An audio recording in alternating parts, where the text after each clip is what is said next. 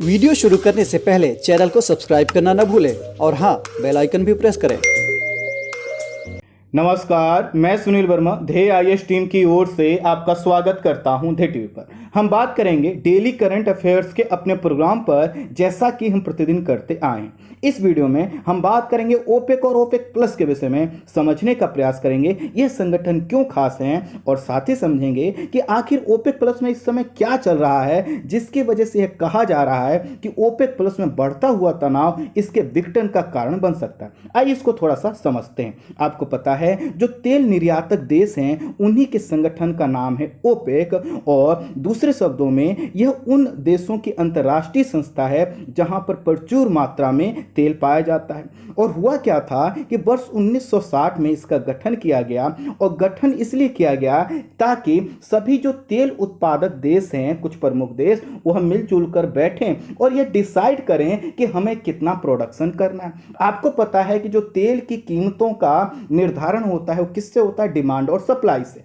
स्वाभाविक है, डिमांड और सप्लाई में जब तक एक संतुलन रहेगा तब तक जो है कि कीमत में बहुत ज्यादा फ्लैक्चुएशन नहीं आएगा। इसलिए इन देशों ने कहा कि हमें आपस में प्रतिस्पर्धा करने से अच्छा है कि हम क्या करें, मिलजुल कर डिसाइड करें कि हम लोग कितना टोटल प्रोडक्शन करें, जिससे क्या हो, हमको भी नुकसान ना हो और जो उपभोक्ता देश हैं उनको भी जो है कि कोई दिक्कत ना हो, अर्थात उपभोक्ता तक भी समय समय पर तेल जो है कि पहुंचता रहे। जैसा कि इसमें लिखा है कि स्थापना का उद्देश्य क्या है कि सदस्य देशों के बीच पेट्रोलियम उत्पादों के निर्यात से संबंधित नीतियों को लेकर समन्वय स्थापित करना। स्वाभाविक है, हर देश अपना प्रोडक्शन कर सकता है, वह कितना भी प्रोडक्शन करे वह स्वतंत्र होता है, लेकिन ऐसे में क्या होगा, एक होड़ मचेगी कि हम ज्यादा प्रोडक्शन करेंगे, ज्यादा हम सप्लाई करेंगे। इससे क्या होगा कि जब प्रोडक्शन ज्यादा होगा तो कीमतें जो है कि कम हो जाएंगी, और कीमतें कम होने से क्या होगा, इनके जो संसाधन है वो कम कीमत बिक जाएंगे और इससे इनको नुकसान होगा।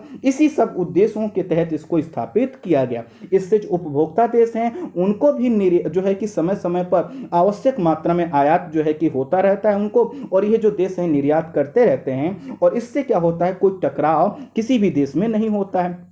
और इसके अलावा ये डिसाइड करते हैं, प्रयास करते हैं कि हमें जो ये संगठन है तेल उत्पादक देशों का, यह एक ऐसा जो है कि प्लेटफॉर्म बने जहां पर इकट्ठे होकर यह वैश्विक अर्थव्यवस्था में जो तेल की डिमांड और सप्लाई है उसको सिर्फ न नियंत्रित कर सकें, बल्कि वह डिसाइड कर सकें कि आने वाले समय में हम किस प्रकार की नीतियां अपनाएं जिससे जीवाश्म ईंधनों का जो प्रयोग है वह नियंत्रित हो सके। इसके इस समय जो है कि 13 सदस्य हैं जिनका नाम लिखा हुआ है। हेडक्वार्टर इसका वियना ऑस्ट्रिया में है। ऑफिशियल लैंग्वेज इसकी इंग्लिश है। अगर देखा जाए, कुछ समय पहले का मैं डेटा दे रहा हूं, जब इसमें 15 सदस्य देश हुआ करते थे, तो इनके द्वारा दुनिया का कुल 43% लगभग जो है कि तेल का उत्पादन किया जाता था। इस समय लगभग 35 से लेकर 36% जो है कि तेल का उत्पादन 13 सदस्य देशों के द्वारा किया जाता है, लेकिन जब इसमें 15 देश थे तो इनका जो परसेंटेज था वो काफी ज्यादा था। ओपेक अपने सदस्य देशों के लिए तेल की उत्पादन की मात्रा तय कर दुनिया भर में पेट्रोलियम की कीमतों को क्या करता है, नियंत्रित करता है। इसी तरह से एक संगठन और है जो इसी से जुड़ा हुआ है, उसका नाम है ओपेक प्लस। जैसा कि हमने कहा कि उसमें कौन से देश थे जो तेल का उत्पादन कर रहे हैं, लेकिन बहुत से और देश हैं जो कि ओपेक में शामिल नहीं है लेकिन तेल उत्पादन करते हैं। इसीलिए यह तेल उत्पादन करने वाले ऐसे देशों का समूह जो ओपेक में शामिल नहीं है, उनको मिलकर ओपेक प्लस बनता है। सदस्य देश कौन से हैं? इसमें रूस है, अजरबैजान है, बहरीन है, Brunei, Kazakhstan, Malaysia, Mexico, Oman, Sudan और दक्षिणी सूडान।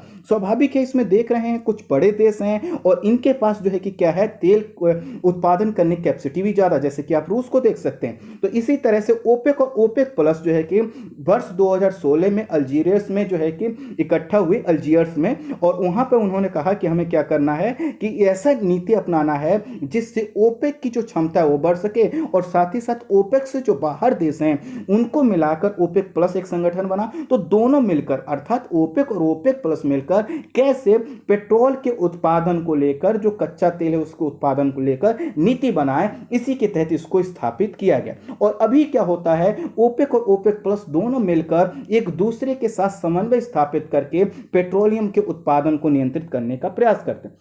ओपेक प्लस जो है इसका भी उद्देश्य क्या है कि उत्पादन को इस तरह नियंत्रित किया जाए जिससे ना उत्पादकों को नुकसान हो और ना उपभोक्ता का हो। जो ओपेक व ओपेक प्लस मिलकर जो है देश हैं इस समय देखा जाए तो 55 से लेकर 56% का उत्पादन करते हैं। आप कहेंगे बाकी कौन करता है, तो बाकी जो अन्य देश हैं जैसे अमेरिका इसमें शामिल नहीं है, किसी में शामिल नहीं, वो प्रोडक्शन करता है, अन्य देश हैं उनके द्वारा किया जाता है। तो हुआ क्या था कि कोविड के दौरान तेल बाजार ने कई प्रकार के उतार चढ़ाव देखे और इनकी जो कीमतें हैं कई बार जो है कि आपने सुना होगा निगेटिव में चली गई और कई बार इनकी कीमतें जो है कि $20 प्रति बैरल पहुंची। और यह जो इतना कम हुआ जो है कि कीमत, चूंकि डिमांड क्या थी, काफी कम थी, तो इन्होंने सोचा कि हम क्या करते हैं, प्रोडक्शन कम कर लेते हैं। और इसी के तरह जब क्या हुआ है कि अब अर्थव्यवस्थाएं दोबारा खुल रही हैं तो मांग बढ़ रही है। अब मांग बढ़ रही है तो इसीलिए प्रति जो बैरल की कीमत है वो भी बढ़ रही है, क्योंकि प्रोडक्शन क्या है अभी जो है कि कम बना हुआ है। और कम इसलिए बना हुआ है क्योंकि पहले ही डिसाइड किया गया,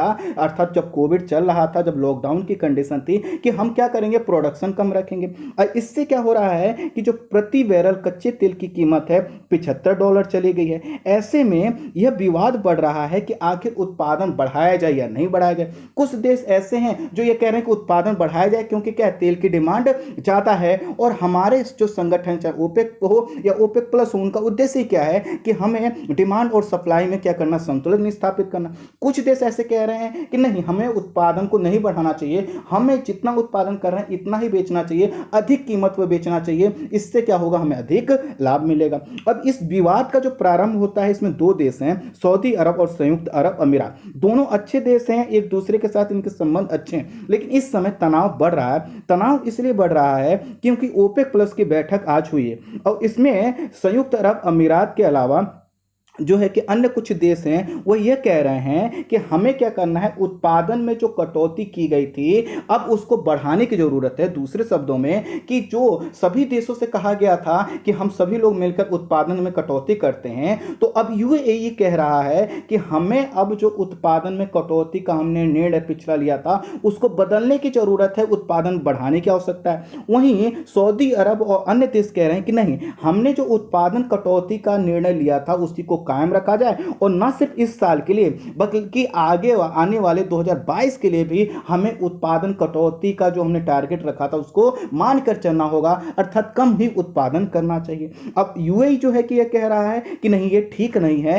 क्योंकि यूएई कह रहा है क्योंकि उसका जो उत्पादन में कटौती काफी ज्यादा हुई है और जितना यूएई प्रोडक्शन कर सकता है उसका बहुत बड़ा हिस्सा वो प्रोडक्शन अभी नहीं कर रहा, और ये नहीं कर रहा तो इससे उसकी अर्थव्यवस्था को क्या हो रहा, नुकसान हो रहा है। इसी के कारण यूएई की ऊर्जा मंत्रालय के द्वारा कहा गया है कि यूएई का उत्पादन का जो कोटा है, जो उसकी मात्रा है, उसको बढ़ाए बगैर समझौते को, अर्थात जो लास्ट ईयर का समझौता था जिसमें कटौती की भी बात की गई है, उसको अगले वर्ष दिसंबर तक विस्तार देना उसके साथ नाइंसाफी होगी।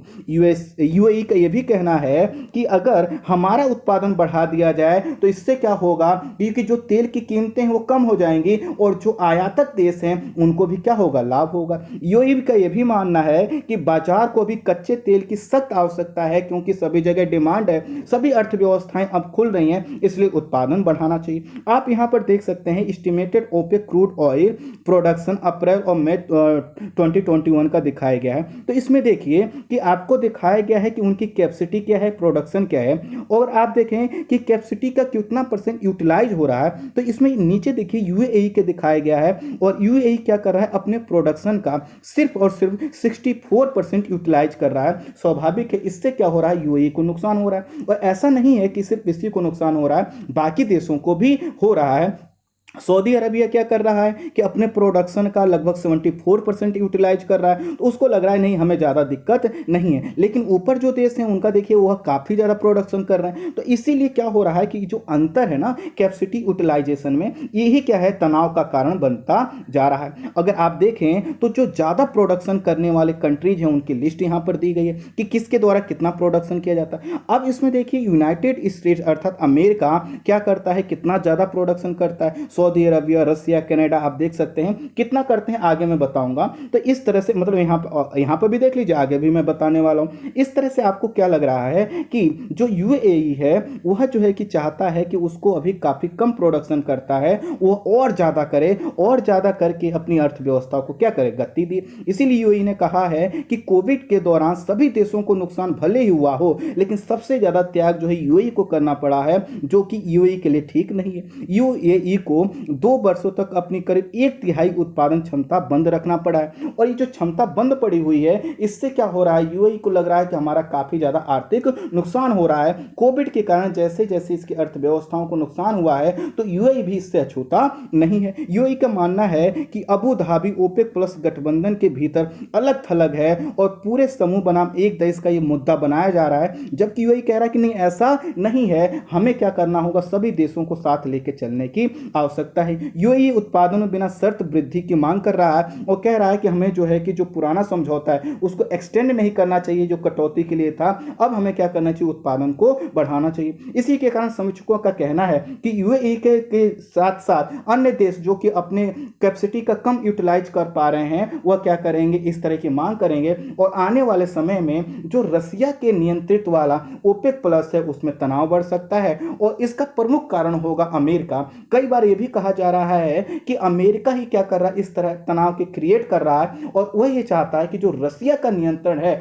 ओपेक प्लस पर वह खत्म हो, और सऊदी अरबिया और साथ ही साथ जो है कि यूएई के माध्यम से वह चाहता है कि इस पर कहीं ना कहीं अमेरिका का प्रभुत्व धीरे धीरे बढ़ने लगे। खैर, आने वाले समय में पता चलेगा कि ऐसा क्या होता है, लेकिन अभी देख लेते हैं थोड़ा सा कुछ प्रोडक्शन वाले देश। जैसे अमेरिका, वैश्विक तेल उत्पादन अमेरिका की जो हिस्सेदारी है लगभग 16.2% है। सऊदी अरब जो है कि इसकी हिस्सेदारी लगभग 13% है। रूस की हिस्सेदारी 12.1% है। कनाडा की हिस्सेदारी 5.5% है। ईरान की जो हिस्सेदारी है लगभग 5% है। इराक लगभग 4.9% है। यूएई की हिस्सेदारी 4.2% है। और यह चाहते हैं कि हमारा जो प्रोडक्शन है वह बढ़े, तो इन देशों को लाभ होगा। तो ये जो बढ़ता हुआ तनाव है, कहीं ना कहीं यूएई के साथ अन्य देश भी आएंगे, और ये तनाव जो है कि इस संगठन के लिए ठीक नहीं हो सकता, क्योंकि सभी देशों ने अपनी अपनी नीति बना रखी है। कोई प्रोडक्शन को जो है कि कम करने के लिए तैयार नहीं है, और वहीं जो देश, जिन देशों को प्रोडक्शन का कम कोटा मिला हुआ है, उनमें नाराजगी देखी जा रही है। आई होप आप संक्षेप में इसमें समझ पाए होंगे।